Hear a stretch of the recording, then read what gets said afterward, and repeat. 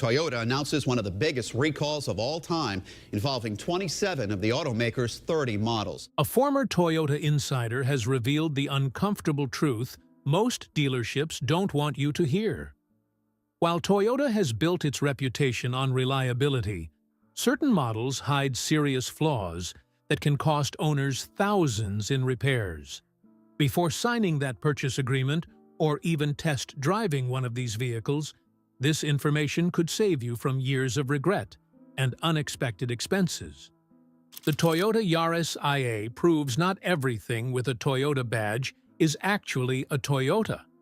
This little sedan was basically a Mazda 2 in disguise. Toyota didn't even build it themselves. It rolled off assembly lines in Mexico as a rebadged Mazda. The cabin space in this car is laughably small. Anyone taller than 5'10" will find themselves in a constant battle between their knees and the steering wheel. It's like Toyota designed the driver's seat for people who skip leg day at the gym. Headroom is severely limited for taller drivers as well. The acceleration deserves special mention, if acceleration is even the right word. The Yaris IA comes with a 1.5-liter engine producing a whopping 106 horsepower. This car is basically 4 lawnmowers duct-taped together. When pressed, the engine struggles to provide adequate passing power on highways. The rear seat is another issue entirely. Toyota claims it fits 3 people back there, but that's only realistic for smaller passengers. The trunk space isn't much better. Adequate for grocery runs, but challenging for anything more substantial. Perhaps the most telling sign is that Toyota quietly discontinued this model. When a car company sneaks a model out the back door without much fanfare, that's the automotive equivalent of breaking up via text message. Not a good sign for long-term support or future resale value. And speaking of things that disappear unexpectedly, the next Toyota has a mysterious vanishing act of its own.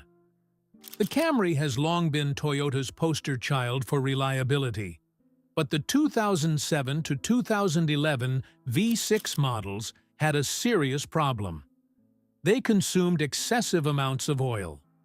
Owners reported these engines consuming a quart of oil every 1,000 miles, sometimes even more.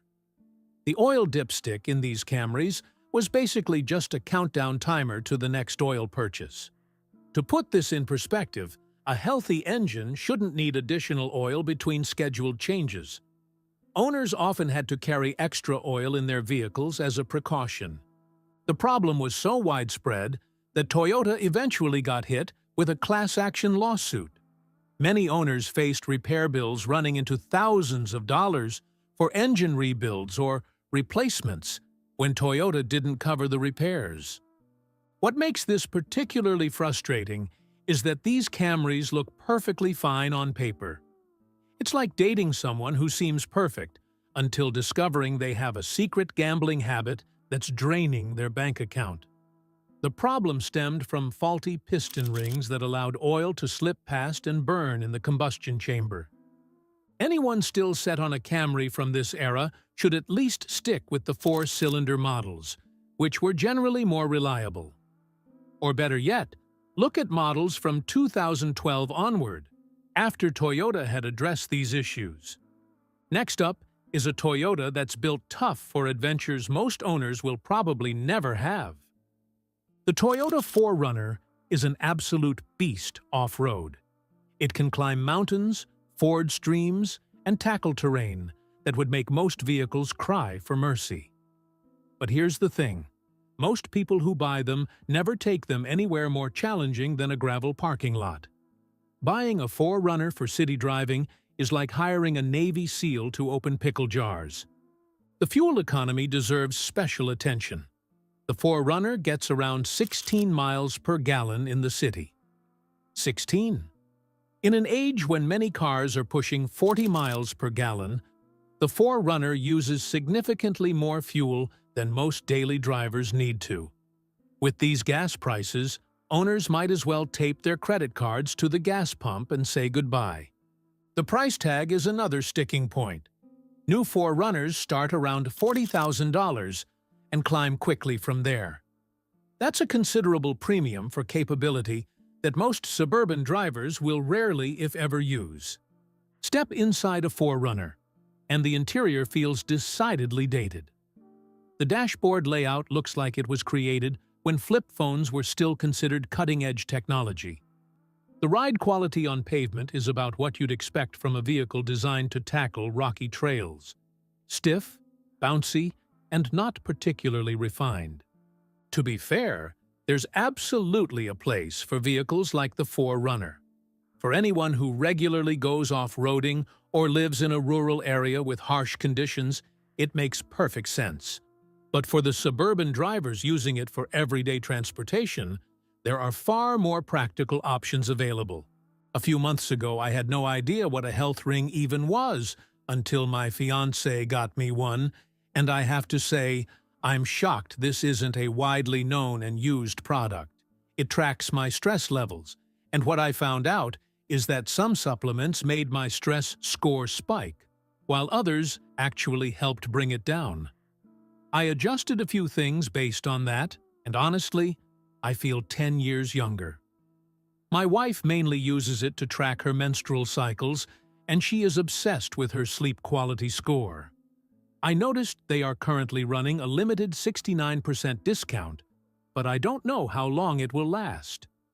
It's currently only $60, and it's clear this one is the best bang for your buck, with other health rings priced around $350 with less functions.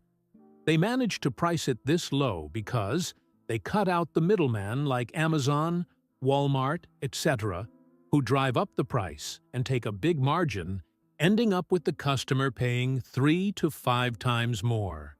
If you are on TV, you can check it out yourself by pausing the video and scanning the QR code with your phone camera or clicking the first link in the description of this video. You might think the next vehicle would be the sensible choice compared to the gas-guzzling 4Runner, but this reliable Toyota has a serious issue of its own. The Toyota Corolla has built its reputation on being exceptionally reliable. But between 2010 and 2013, some models developed a major engine defect, excessive oil consumption that could eventually lead to complete engine failure. Owners reported having to add a quart of oil every 1,000 to 1,500 miles, which is definitely not normal. These Corollas were so thirsty for oil, you'd think they were trying to deep fry themselves from the inside. The issue was tied to faulty piston rings that allowed oil to slip past and burn in the combustion chamber. While Toyota did eventually acknowledge the issue, many owners found themselves paying out of pocket for repairs that could cost thousands of dollars. What's worse, the problem typically showed up after the warranty had expired. Talk about convenient timing. Beyond the oil issue, these Corollas were notably basic. The interior featured hard plastics and minimal amenities even by the standards of the time. The cup holders were practically the luxury feature of the vehicle. At least they worked as advertised.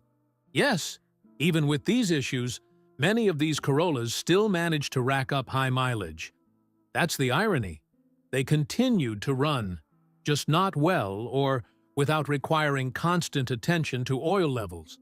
From a small car with big problems, let's size up to a family hauler that sacrifices function for fuel efficiency.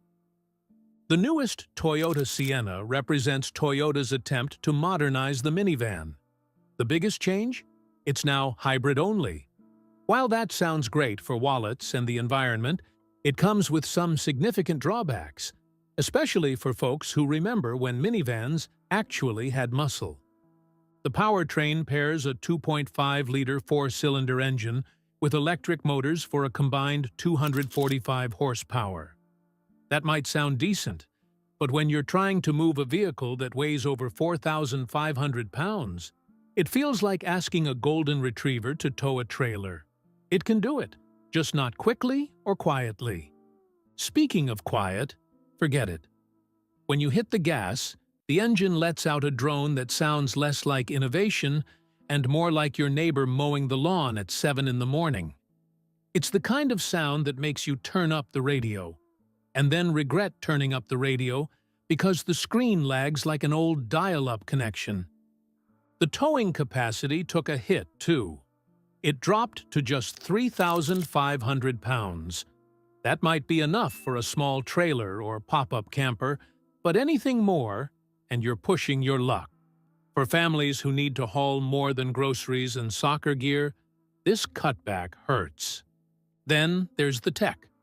The touchscreen looks nice at first, until you try to use it. Switching menus can be slow, and something as simple as changing the station might require the patience of a monk and the finger precision of a brain surgeon. Definitely not a good combo when you're trying to keep your eyes on the road. One of the biggest missed opportunities? The second row seats. They don't fold flat. They don't come out easily. They just slide forward and back. That's it. Which means if you want to move anything larger than a Costco haul, you'll be playing Tetris with your cargo. And for all this, you're paying a premium. The Sienna starts around $35,000 and goes past $50,000 for fully loaded versions. At that price point, most people would expect something that doesn't feel like it's been lined with recycled cereal boxes. After decades of hybrid experience, you'd think Toyota would have mastered electrification by now. Their next vehicle suggests otherwise. Toyota, the company that pioneered hybrid technology with the Prius, took a surprisingly long time to release a dedicated electric vehicle. The BZ4X, a name that sounds like it was generated by smashing a keyboard, is their first dedicated EV model. It's like watching a grandparent try to use TikTok for the first time. Awkward, confused, and slightly behind the curve. Let's address the elephant in the room right away. Shortly after launch, Toyota issued a recall because the wheels could fall off. Yes, that's correct.